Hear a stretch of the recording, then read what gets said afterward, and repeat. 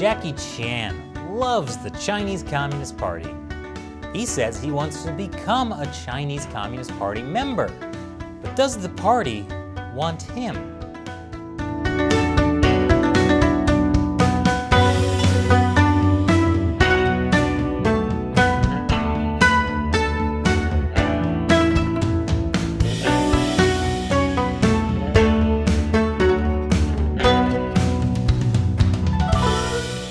Welcome to China Uncensored. I'm Chris Chappell. World-famous martial artist and actor Jackie Chan is making a desperate plea to the Chinese Communist Party. 我很荣幸成为一个中国人，但是我也很羡慕你们是党员，就觉得共产党真的太伟大。党讲的话，他们承诺的东西，不用100年，几十年后一定会实现。我要做党员，谢谢各位。Yes, he wants to be a Chinese Communist Party member. Please, oh please, let him in. And while Jackie Chan's bootlicking would embarrass even Smithers, he may not even be good enough for the CCP, which I'll get to in a moment. But first, I'd like to say that Jackie Chan used to be cool. Here he is singing at the Concert for Democracy in China. It was held in Hong Kong, his hometown, to support the Tiananmen Square student protesters in Beijing. That was just 1 week before the tanks rolled in. And here Chan is in Taiwan in 1992, receiving one of the 10 Outstanding Chinese Youth Special Awards, and shaking hands with Taiwan's first democratically elected president, Lee Teng-hui. It doesn't seem like Jackie Chan would have been the type to support the Chinese Communist Party. But that all started to change after the 1997 transfer of Hong Kong to Chinese rule. Then, Chan seems to transform himself from a proud Hong Konger into a proud Chinese nationalist. And in that weird brainwashed way, where he conflates being ethnically Chinese with loving the Chinese Communist Party. This next clip is from 2009, when Jackie Chan was invited to speak at a cross-strait symposium as Hong Kong's tourism ambassador. 有自由好还是没有自由好？真的，我现在已经混乱了。太自由了，就变成香港今天这个样子，很乱，而且变成台湾这个样子也很乱。我慢慢觉得，原来我们中国人是要管的。According to Chan, both Hong Kong and Taiwan are just too free, like pets without a leash. They're in desperate need of control. They need the warm, loving, iron fist of the Chinese Communist Party. By the way, Chan's whole thing about countries with too much freedom being chaotic is straight out of Communist Party propaganda. In 2013, Chan was appointed to join the Chinese People's Political Consultative Conference.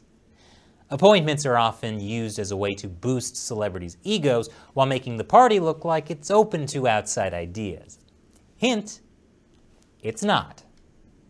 Unlike America, a place where a celebrity can push for criminal justice reform and actually get it done.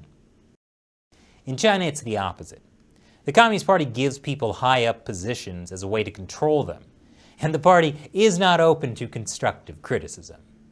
This year, Jackie Chan was also given membership to Hong Kong's newly reformed election committee, where a group of unelected people get to participate in a rigged election to determine the next leader of Hong Kong.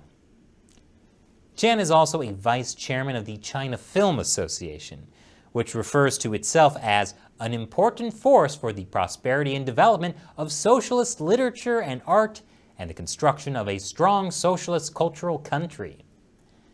And by development and construction, they mean endorsing censorship. Here's an interview Jackie Chan did with CGTN in August 2019, as the anti-Chinese Communist Party protests were raging in Hong Kong. 这些年我去过很多不同的国家，而我们的国家正在快速的发展，让我所到之处都感受到身为一个中国人那种自豪。五星红旗在全世界都受到人家的尊重。香港是我的出生地，也是我的家乡。中国是我的国家，我爱我的国家，我爱我的家乡。So what was Chan doing in June of that year when the Hong Kong protests were happening? He was drinking tea in Taiwan, promoting his new album. And he claimed he didn't know anything about the Hong Kong protests while he was there. But what Jackie Chan seems to have forgotten is that his success as a movie star is not thanks to the Chinese Communist Party. It's thanks to Hong Kong's freedoms. I'll explain after the break. Welcome back. Jackie Chan was born in Hong Kong, back when it was a British territory. And that's where his career took off. Hong Kong's political and economic freedom made it one of the world's most flourishing filmmaking industries, especially for martial arts films. For decades, Hong Kong was the world's second largest motion picture exporter. Jackie Chan began his career in Hong Kong films in the 60s and 70s. In 1980, he starred in his first Hollywood film. That movie may have been dumb, but it was his big break. After that, Chan's career took off, thanks to the freedoms of Hong Kong and eventually America. At the time, the film industry in China was just pushing out boring propaganda films, unlike now, when some of them are interesting propaganda films. This article from 1991 says, from the point of view of the studios, an important advantage of China's political films is that no matter how awful they are, they make money because the great majority of tickets are bought in bulk by offices and factories. Employees are encouraged to see the films during normal work hours. So while Jackie Chan was filming classics like the thrilling Police Story and the jam-packed Drunken Master, mainland China was pouring all of its money into films about the Communist Party, like The Creation of a World and Mao Zedong and his son. So why on earth would Jackie Chan want to join the Chinese Communist Party?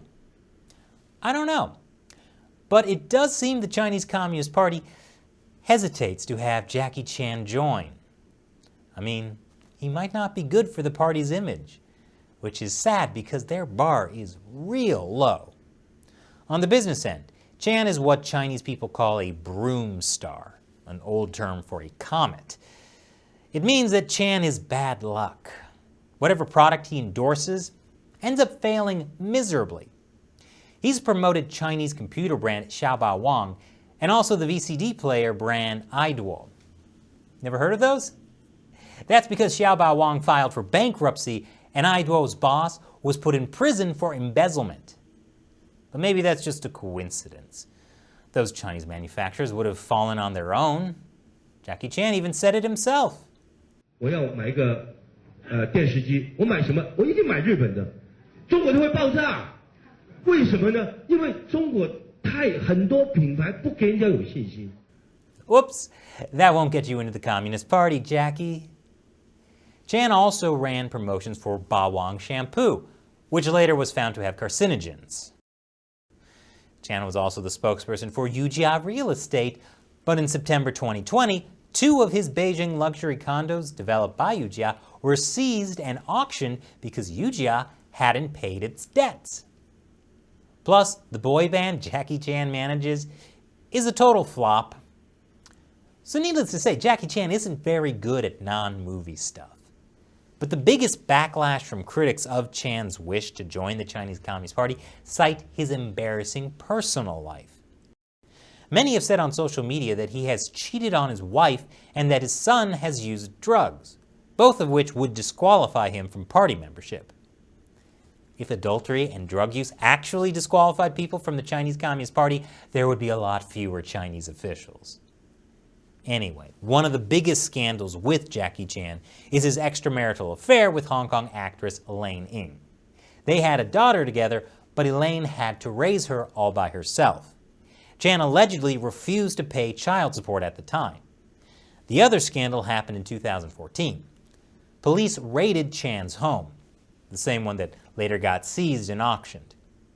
Jackie's legitimate son, JC Chan, was found with 100 grams of marijuana. The penalty for drugs in China is severe. JC pleaded guilty for sheltering others to use drugs and ended up spending 6 months in jail. And Jackie Chan didn't even show up at his son's trial. I understand why Jackie Chan was embarrassed. After all, the Chinese government had appointed Chan as their anti-drug ambassador back in 2009. Clearly, that was another non-movie thing he wasn't that good at.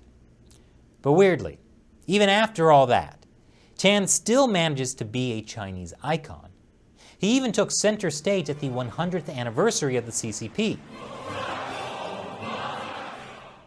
A dark past of corruption and failure, but he still looks good when he performs? Maybe he is a good fit for the Chinese Communist Party. And now it's time for me to answer a question from a member of the China Uncensored 50 Cent Army, fans who support us and our efforts to expose the truth about the Chinese Communist Party by contributing to the crowdfunding website Patreon. Jesse Santiago asks, is the U.S. and the rest of the world paying attention? Is the U.S. taking steps? That question is in response to my recent episode, China's First Spacewalk Hides a Dark Secret. Basically, the Chinese space program is run by the People's Liberation Army. That's right, not a civilian organization like NASA, not even a private company run by an evil supervillain like SpaceX. The Communist Party's military. That's a huge danger to democracies around the world. Advanced weapons at China's military bases can fire warheads that can smash satellites and can shoot laser beams that have a potential to blind arrays of delicate sensors. And so the question was, is the U.S. paying attention? Well, some in the intelligence and military sectors have been sounding alarm bells for years. Not too much was done. But the Trump administration's Space Force was partially an attempt to turn things around. The Space Force currently has bipartisan support in Congress, and in all likelihood, the Biden administration will continue it. Last year, the Space Force unveiled its first weapon, a satellite jammer. So in many ways, space warfare has already begun, but the U.S. is only just beginning to play catch-up. Thanks for your question and your support, Jesse. And a big thank you to everyone who supports China Uncensored on Patreon. We could not do this show without you. So thank you for joining us in the fight to expose the Chinese Communist Party to the world. If you're interested in joining, head over to patreon.com/China Uncensored. You'll get a bunch of cool perks, including the chance to have me answer your question on the show. Once again, I'm Chris Chappell. See you next time.